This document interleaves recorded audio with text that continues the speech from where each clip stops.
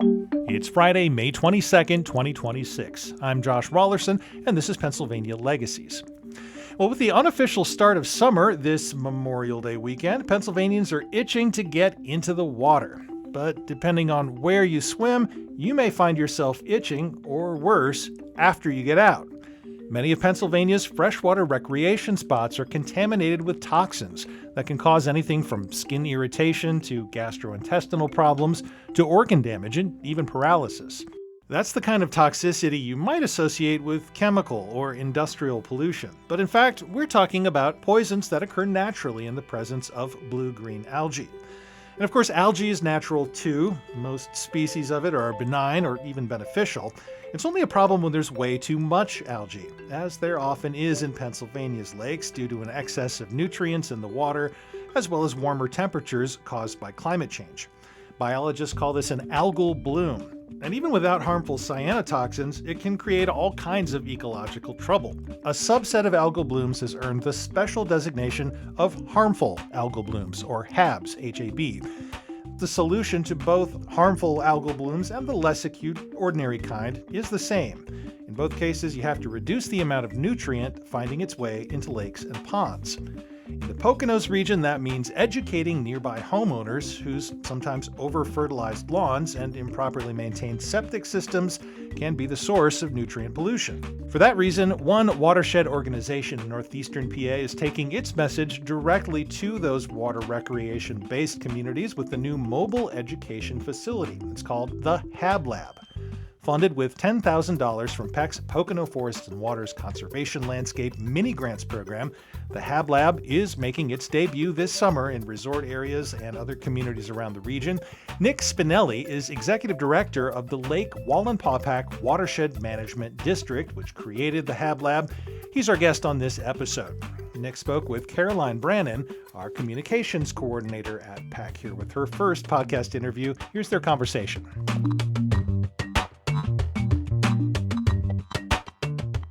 A harmful algal bloom is basically an abundance, an overabundance of algal species. And so, when you look at water chemistry and our natural ecosystems, we have these species called cyanobacteria, or blue-green algae for short. And those species are present in the overwhelming majority of water bodies, freshwater and even marine systems. Overwhelming majority. But if we have too many nutrients that go into a water body, we'll have sort of the perfect conditions and the food and growth apparatus necessary for them to really have like a population explosion.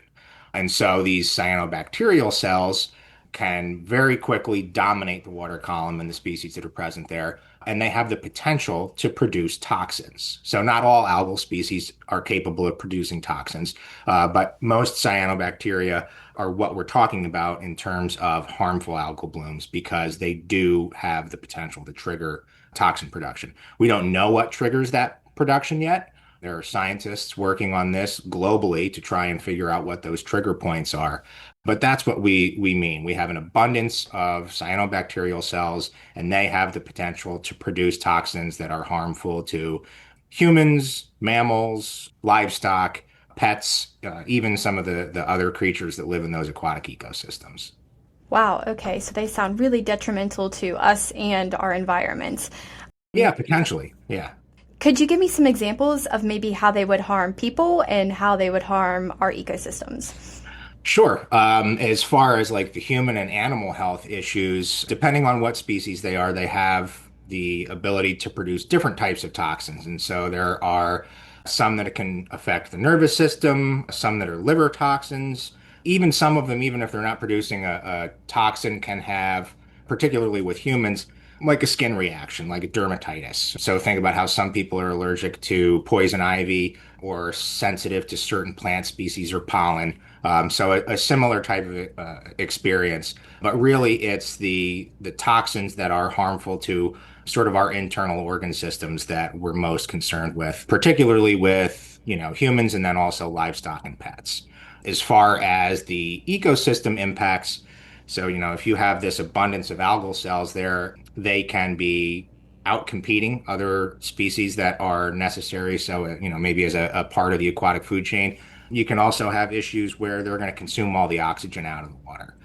So maybe they'll, at night when they're respiring as part of their living, their life cycle, they might consume enough oxygen out of the water. Or if they die and they're consuming oxygen out of the water, you can have low oxygen events that would impact fish and other aquatic life. So just a couple of, real easy, examples of what can go wrong with them. So about how long do they last? Like, what does that timeline look like? I mean, it varies widely. So you can have a bloom that pops up for a couple of hours in an isolated location. And so in some larger water bodies or even some small, maybe a farm pond or something like that, you can have a real short-lived event. But we're also seeing globally this increase in frequency of these events, how often they're happening, the duration of the events, and then the severity of the events. And so it's really it varies so widely from place to place. You can have a water body that might have a low gradient bloom for 2 months, as the example I mentioned earlier, maybe just a couple of hours. And so one of the things that is a benefit of our knowledge about these events is that we're trying to reduce the nutrient loading that goes into water bodies to help control their food source. So they live off of the nutrients that get flushed into a water body. And so whether that's from agricultural runoff or stormwater runoff, septic systems, sewage treatment plants, lawn fertilizers, there's all these different sources that put the nutrients into the water that then give those, potentially harmful species their food source. And so we try to cut that off. So there's a lot of programs that are working to try and help from a watershed management standpoint, cut off the flow of their food source, the nutrients, into these water bodies. Depending on the size of a water body, there are a lot of different treatment options available. So smaller farm ponds or small, say landscape type ponds or lakes, like maybe within a subdivision. There are treatment options like aeration or chemical binding, nutrient binding chemicals that can be applied to the water that help to uptake some of those nutrients. So different options there. When you get into larger water bodies like Lake Wallenpaupack or say in the western part of the state, Pymatuning or maybe Lake Erie, that's a totally different thing. There's a scale there that makes the application of either aeration or chemicals either extremely expensive or just something that's really not feasible from a logistics standpoint. So I think we kind of have a good general understanding of what blooms are. So now I think that's a good segue into the HAB lab. Give us a broad overview of what that is. Sure. So, when we talk about all these about harmful algal blooms, they've been around for a really long time, but the increase has been very recent, and so there's a lot of unknown, and people, and generally speaking, are unaware of the impacts. And so, how do you talk to somebody about something that is potentially harmful to their health or to the environment or to their pet's health without creating unnecessary fear or basically shutting down a conversation? People hear things that they don't want to hear, and you tend to have this reaction of pushing back from it. And so we're trying to look for a way that we could proactively educate people what's going to bring them in and pique their interest, and then how can we do this in a way that's a balanced approach. And the answer to that question, and I can't take credit for this, it was not my original idea, but the answer to that question is dogs, right? So everybody likes dogs, right? It crosses every single political, religious, gender boundary. Everybody likes dogs. Absolutely. And so that's sort of that was the premise behind this whole project. So I attended the North American Lake Management Society conference in Erie in 2023, I believe that was. And the Regional Science Consortium, a group based out of Erie, had this trailer at the conference, and it was the HAB lab.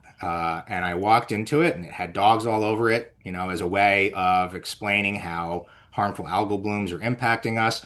And it was just really well designed, very colorful. The pictures on the outside make it something that you want to go take a look at instead of just being like the typical, warning signs and educational exhibits that tend to turn off people's interest. So I took one look at this thing and I was like, man, we need to get one of these in the Lake Wallenpaupack region. So I brought the idea back to, we have a Pike Wayne Conservation Partnership. It's a bunch of different organizations that get together and coordinate on programs and other things.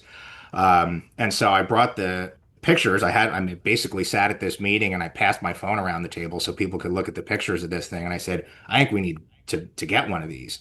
And we happen to have representatives from Pennsylvania Environmental Council, Janet Sweeney, and then also DCNR, Christine Vittori, at this meeting. And they're sort of running the show with the Pocono Forest and Waters Landscape mini grant program. And they said, well, we think it's a perfect idea for this grant. So we put together the grant application, and one of our other partners, Lackawanna Sanctuary, put together a grant application to our county's community foundation, and we came together to get the money to put this trailer in place. And it's been it was an interesting project from day one. I'm glad that you brought up the dogs, because we were looking at pictures of the HAB lab here in the office the other day, and we were all like, this dogs are so cute. I wonder, how that came to be on the trailer. So thank you for answering that. And it definitely piqued our interest, and I'm sure it will for many others. So has the HAB lab been out and about yet, or is that still to come? So yeah, we completed the build out of it probably September of 2025, which was a little bit too late to get it out to summer events, but it has so far been to a Pennsylvania Environmental Council meeting of the Pocono Forest and Waters Group. That was sort of its debut. We'd shown it to our partner agencies at the Pike Wayne Conservation Partnership, but that meeting was its first real public showing. And then I did have it at a workshop just this past weekend, actually, an aquatic invasive species workshop in Wayne County. So we've got, I don't know, probably 6 or 8 different weekend events that it's signed up for going through the rest of this summer. Actually just got an email this morning about somebody requesting to have it at another event. So it's been a really great response as far as different organizations wanting to have it for maybe an educational seminar or a community event. And so that's the plan with it, is to utilize the conservation partnership, and then folks who see it out and about and try and get it out in front of as many people as possible. We're looking at this year as sort of the work out any kinks that we might have and improve on the internal components that we can change out. For example, the original unit that the Regional Science Consortium built had iPads in it that were going to play videos. And we felt like for the groups that we were going to be using this with, it'd be a little bit too difficult to have to maintain that system. And so we chose to put in acrylic brochure holders so that if something changes with a piece of information or a brochure, we can swap that out almost immediately without having to go back and to do like video production. So we wanted to make sure that this is able to evolve as efficiently as possible as we learn more and as the Commonwealth responds more to HABs and provides updated information. And then, whichever partner organization is using it, they can put their own brochures and their own information in there. So it's a really, I think, a great tool that can be a standalone education piece. Somebody can walk in the door, they can read through all of the exhibits that are in there and all of the text that's on the walls, or it can also be interpreted. So you can have a staff person from a different organization there to have a conversation with somebody about why they should be concerned with harmful algal blooms. It's a great tool in both of those respects, and I think it's going to be used in both ways. So, and we're certainly going to attach some pictures in the show notes so people can see what it looks like and hopefully encourage them to go out and see it themselves. But could you kind of walk us through what the inside looks like? You said there was some text on the walls, some brochures, but what all are we going to learn inside the trailer? So it's really like a general introduction when you first go in the door. Of course, there's graphics with dogs all over the place, and actually, cute story. We store it in a locked area at our one of our townships at their municipal building, and I was up there the other day to get it out and get it ready for this program. And there was a dad and a little boy walking past, and the little boy looked and he goes, "Are there dogs in that trailer?" It's totally fulfilling its goal of piquing people's interest. Anyways, when you walk in the door, Definitely. you've got pictures of dogs and sort of a general introduction into what is a HAB. And then there is a little test tube rack on the walls that, or on the one wall that will have different plant species in it, maybe duckweed, which is not something that's harmful to human health, just a regular plant species that we have growing in a vast majority of water bodies in Pennsylvania. But one of those we're going to attempt to have some HAB cells in so that people can take a look and see what they generally look like. One of the other things about HABs is that you don't know if they're harmful unless they are actually analyzed for those potential toxins. So you can't Wow. tell just by looking at an algal bloom that it's harmful or that it's not. And so the sort of the mantra is when in doubt, stay out. So there's photos of what HABs look like in terms of, the color in the water, what the surface of the water might look like. And then there's explanations about what kind of signs to look for. So Pennsylvania has a tiered warning system, and you might see various signs posted at a waterway if there are HABs present in that water body. And so we have a sort of a graphic with those signs on it right inside the door. There's also what to do if you suspect a HAB, why they form, general background information. There is a shelf with a microscope on it that has a plate with a couple of, a fixed sample of one of the more common species of cyanobacteria that we have in Pennsylvania. So you can look through that microscope at what they look like microscopically. And then there's kind of a cool, on the opposite wall from that, there's a really cool, I don't know how to describe it other than it's like an acrylic box. It represents a water body.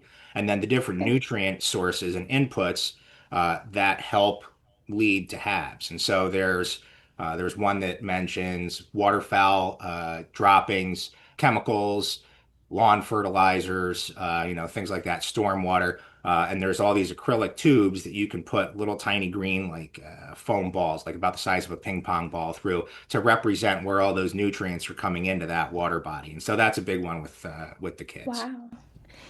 Yeah, that sounds super interactive, and I'm sure really a selling point for kids and families. So, because Yeah, you, and I'm that's sure you, the idea is to try and get kids to be able to understand what's going on, or at least want to, go inside of the trailer, and then to have families, everybody else who's being towed along by the kids, to be able to go in there and take a look and learn a little bit. yeah, that sounds amazing. And I think that to have everybody involved is really the goal to get that knowledge out there. Yes. Um, so, what would you like to see happen with the Hab Lab? What outcomes are you ultimately seeking, other than, some increased knowledge, which already appears to be happening? Yeah, I mean, we definitely want people to learn about how to protect themselves. In Pennsylvania right now, we're sort of catching up with a lot of our neighboring states in how sampling and response strategies go. This is the from a government down to the general public topic. This is a relatively new thing. So Pennsylvania has a HABs task force, and it's made up of multiple agencies that are working to try and provide information to folks in the Commonwealth. There are now thresholds for warning systems, and how that gets out to the general public is one of the things that I think we would like to see as maybe a byproduct of people learning more about HABs in general and through this HAB lab.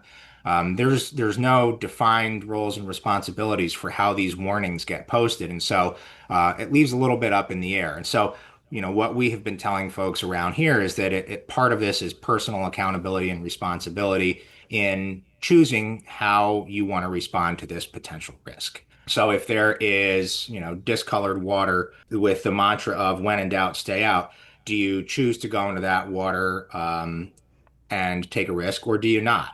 And it's the same thing as people choosing to wear a bike helmet or not wear a bike helmet, or drive over the speed limit or not drive over the speed limit.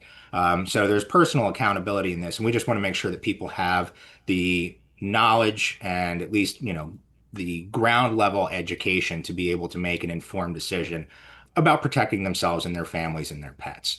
At least until the point where we get better guidance from, our Commonwealth agencies to help the general public react to this. So beyond just having knowledge, is there any way that the general public can help prevent them? Oh, yeah. Bunch of different ways. Be a responsible user of fertilizers on your lawn, your vegetable gardens, whatever you might be doing. So limiting the use of fertilizers is a huge step. If you have on-lot septic, which quite a few folks in the Commonwealth of Pennsylvania have, maintain your septic system. Have it pumped out regularly. Be aware of what you're putting into that system so that it doesn't malfunction and that you are adequately treating, that sewage and not releasing too many nutrients. Stormwater management is a huge thing. We're seeing more and more severe storm events these days, and that washes more nutrients and more water into our water bodies, which has potential to so the nutrients that are in the storm water can, of course, feed the algal blooms, but it also has more potential to cause stream bank erosion. Some of these severe storm events are causing nutrient resuspension within our shallower lakes, or, even with temperature differences of the storm water coming in, disrupting some of those ecosystems. So there's a lot of stuff that you can do at your home to try and help the septic management, fertilizers, managing stormwater on your own property.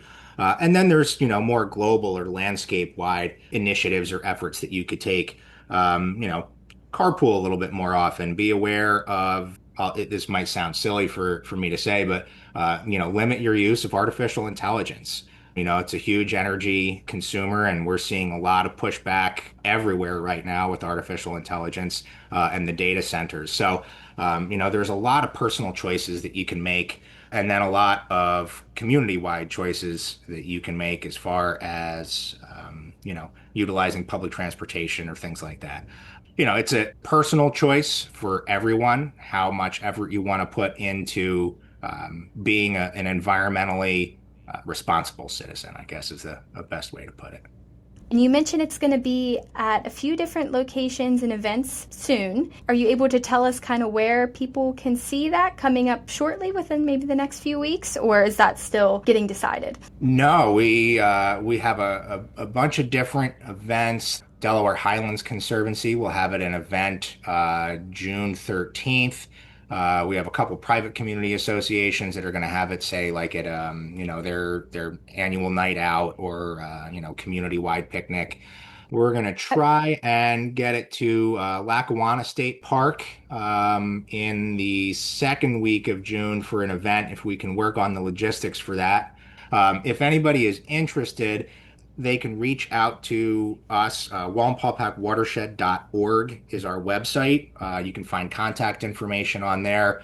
And we might try and put up a calendar there. We'll see if we can get that functional a little bit later this month to get that out there, so that if it's at an event and people want to go and take a look at it, they can. If you're in the western part of the state, the Regional Science Consortium in Erie, I believe that they have theirs listed at different events and where it's going to be.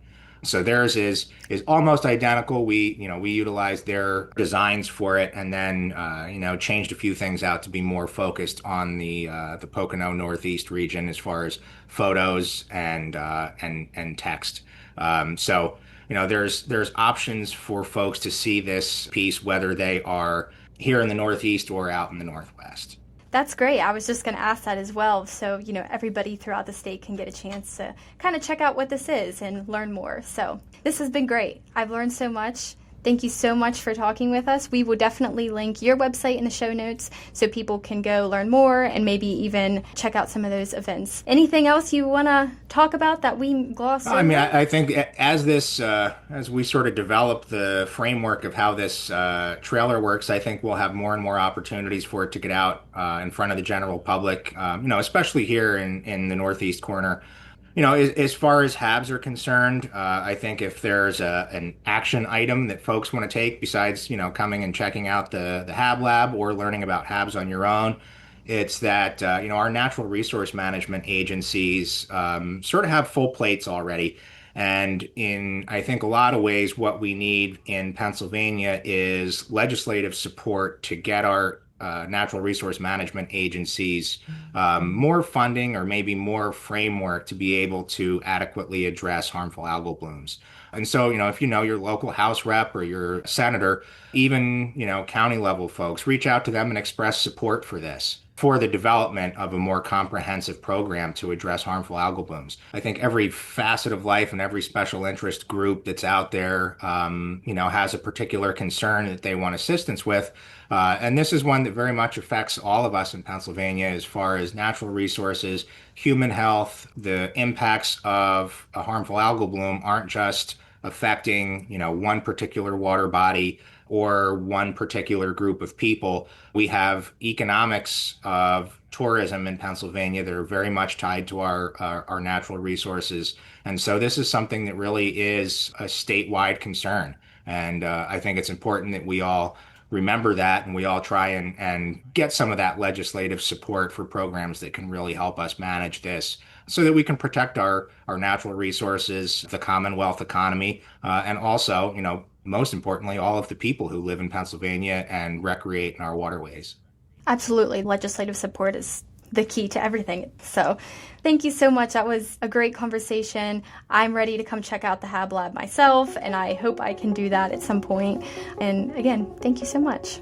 You're very welcome. And you're welcome to come and check the HAB lab out at any time. PEC's Caroline Brannon interviewed Nick Spinelli of the Lake Wallenpaupack Watershed Management District about their new HAB Lab trailer. You can get a look at the HAB Lab in the blog post accompanying this episode on the PEC website, which is at pecpa.org, pecpa.org. There you'll find more information on the Pocono Forest and Waters Conservation Landscape and the associated mini grants program we run, which funded the HAB Lab. The program provides up to $10,000 for projects that advance conservation, community, and connection in 6 northeastern Pennsylvania counties. The deadline to apply for 2026 and 27 mini grants just passed. That means we'll soon be announcing the next round of grantees, so stay tuned. By the way, PEC also administers mini grants for the Laurel Highlands Conservation Landscape in southwestern PA, with applications opening in the fall. Everything we do, including the Pennsylvania Legacies podcast, is only possible through the generosity of PEC's supporters. So if you're already one, thank you. If you're not, please consider making a tax-deductible gift at pecpa.org/donate, pecpa.org/donate. There are, of course, many ways to support PEC. Not all of them involve giving us money, although we do like those. You can rate and review the podcast, subscribe to our monthly newsletter, follow us on social media, all for free. You'll find us on Instagram, Blue Sky, Facebook, LinkedIn, and X. We have hundreds of videos on YouTube and even more podcast episodes going back a full decade. All of it can be located by way of the PEC website, which, one more time, is at pecpa.org. Thanks to Caroline Brannon for her work on this interview. Hope you can join us on the next episode of the podcast. Until then, I'm Josh Rawlerson. Thanks for listening.